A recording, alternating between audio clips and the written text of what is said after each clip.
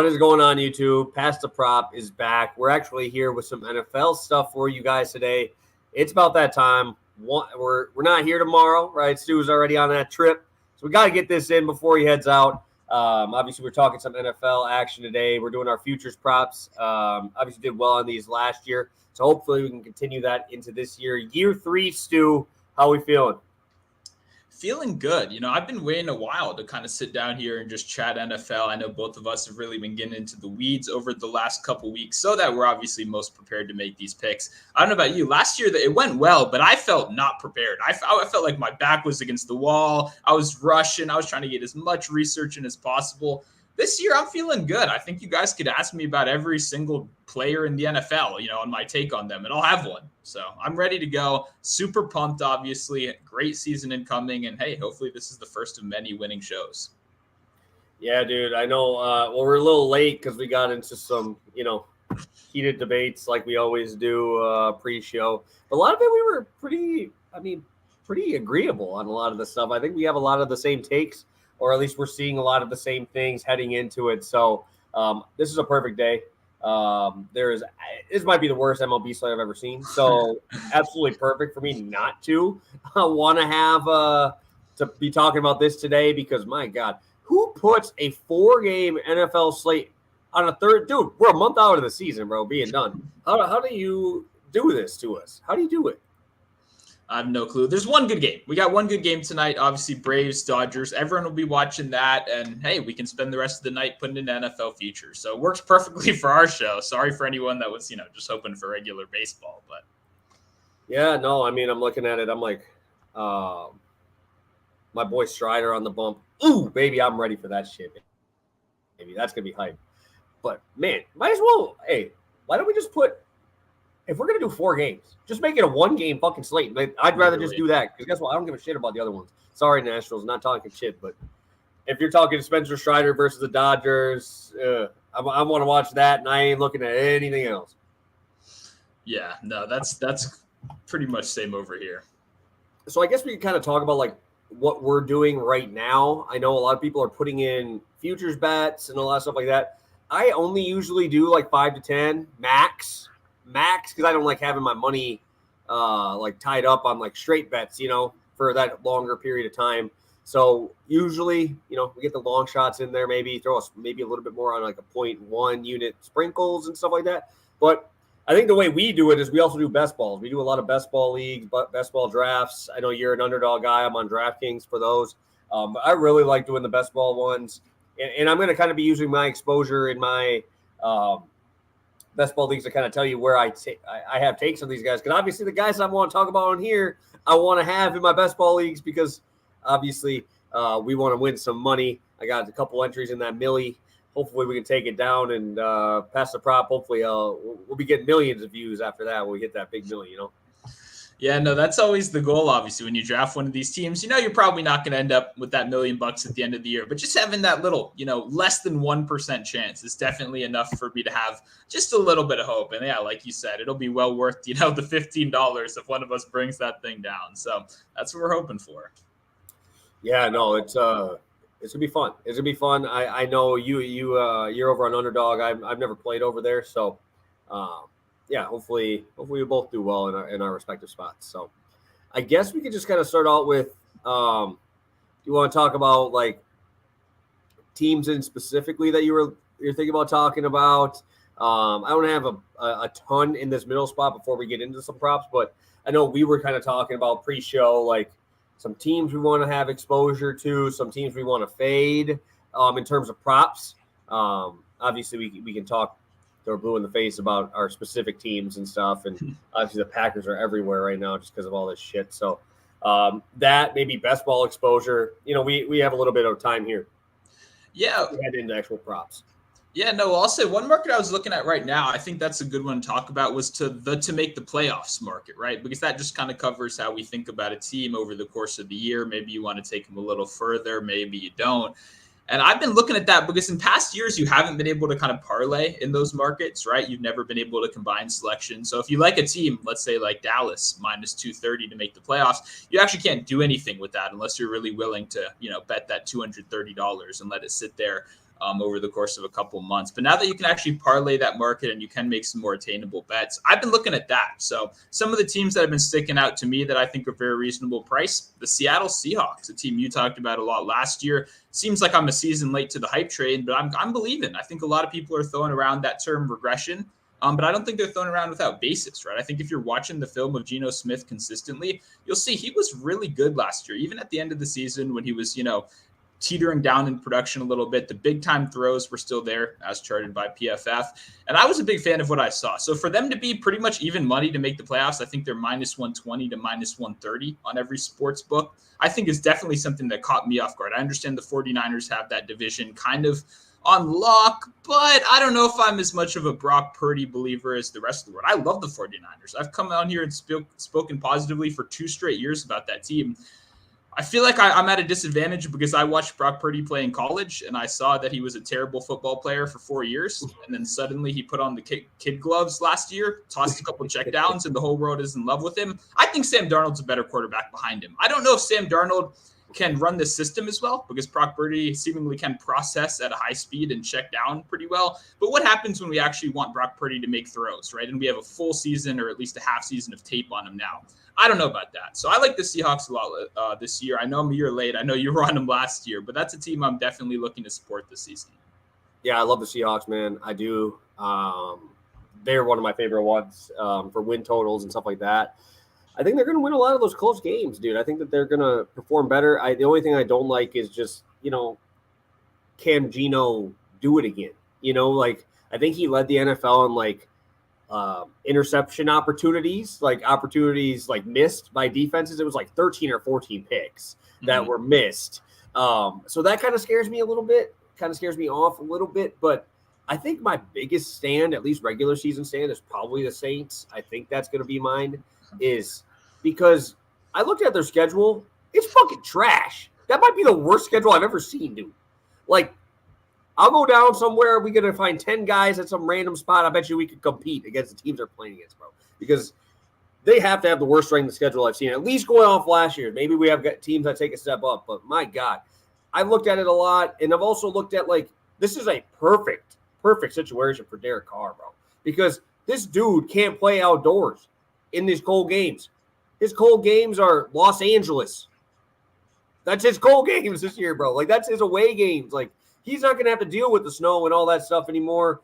Even later in the season, I'm pretty sure they have January games against, like I said, against LA. So you don't have to worry about that. You got a ton of dome games. You got Michael Thomas coming back over there. I'm not huge on Michael Thomas this year. I'm going to talk about the guy that I do like quite a bit, probably too much. But we'll kind of get into that a little bit. But I think that's my team I'm taking a stand on regular season, because I don't think that they're going to do shit in the playoffs, but maybe. Yeah. Okay, that's really funny. I think the Saints, they're minus 190 to make the playoffs, and that would be a bet if it was minus 150 or better, but unfortunately, like you said, everything is kind of too much, but that's definitely going to be one of my targets there. I'm super overexposed in terms of best ball to the Saints. I do have Michael Thomas once again this year. Derek Carr is, I think, my most owned quarterback at this point, just because of the fact – I know it's not really where I want it to be necessarily. You got to remember, though, best ball, it's not that Derek Carr is my favorite quarterback in the league. It's just that he's consistently there for me past ADP, and I'm willing to take advantage, especially when I believe you can stack him with cheap options like Juwan Johnson, who's been a great undersized tight end who just catches touchdown passes, right? When you're drafting a tight end, you want someone that does zero blocking, right? I want the Evan Ingram model. I want you to go out there, now the Travis Kelce model, but comparing people to Travis Kelce's lame. People do that too much. I like the Evan Ingram model. He goes out there, he runs routes. When he drops the ball, the coach is like, get off the field, you suck. So we need him to catch passes, right? But those are the kind of tight ends I like to draft, and I love Olave. I like that Michael Thomas is still very cheap. So at the end of the day, the Saints are a team that I'm backing a lot this year. And in the division, before we get out of there, I will say I don't like the Carolina Panthers whatsoever. I've taken their under 7.5 win total already so far this year. That's one of my favorite just win total bets purely. That offensive line, man, I don't know if you watch preseason. Holy cow. they were getting smacked or smoked by backups. It was not good. And Bryce Young, whether you believe in him or not, I don't think they put him in a position to succeed, right? I already think his just time to throw is going to be very bad this year. It's not like he has weapons that are actually going to be able to take advantage after the catch. Adam Thielen, he was the most inefficient wide receiver in football last year. Mingo, that's asking a lot of a third-round rookie who did a lot of blocking and was a converted tight end, by the way. I do like Mingo, though. I do like Mingo. Whenever someone changes the position you play in college late, that's always a little bit of a concern to me. I will say that these half tight end, half wide receiver guys, they don't work out as much. I do like that he's just solely committed to wide receiver. I could see some upside there with Mingo. The point is, I don't believe in that offense as a whole. I think if you want to take an over in that division, you go to the Saints or you go to Tampa Bay, because I think Tampa Bay will be better than people expect as well. Thank you. I was literally about to say that because I know you're talking shit on those guys. But, dude, I have – and tell me if I'm wrong. I'm trying to get more exposure to this guy because, in my opinion, it is a little high in the drafts, but I thought he would float down a little bit. Dude, I've been grabbing Chris Godwin a lot, bro. Like, why not? I don't see Baker being able to throw the deep ball as well. I'm not any Mike Evans. I don't think I have any Mike Evans exposure. I am going to be overloaded. I'm out of my way trying to get Chris Godwin, bro, because I love that, dude. You take away Fournette there, dude. I think you're going to see Rachaad White still get passes, but he ain't Fournette. He ain't getting those Fournette catches. Like, I don't see anybody else taking those reps, taking those spots. He's out there every single play, dude. This dude's always out there. I was looking at him leading the NFL in receptions. I don't think they're going to pass enough to get there to beat, like your Jeffersons, your Tyreeks and stuff like that. But I don't know why I don't think the Tampa Bay is going to be that bad. I don't, because that division sucks.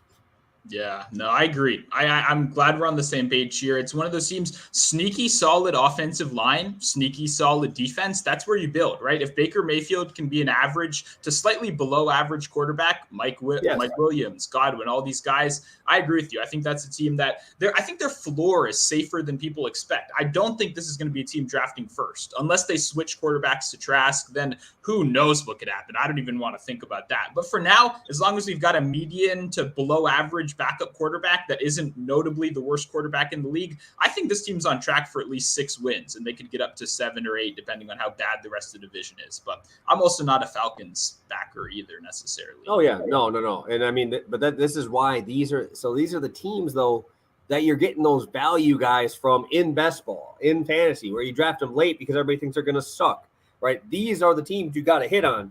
Because when you're doing a best ball, right, it's only that day. You draft there, and then you don't look at it anymore. You got to think a little bit down the road. You got to think, hey, I'm not going to have to worry about any of these defenses being anything. They don't have to – I'm not worried about any of them. But that's the only reason that I am leaning a little bit towards Bingo, trying to grab him a little bit. I'm grabbing him in, the second last round, bro. I just need him to hit in week 14 when I'm hopefully pushing for that winner's circle, right?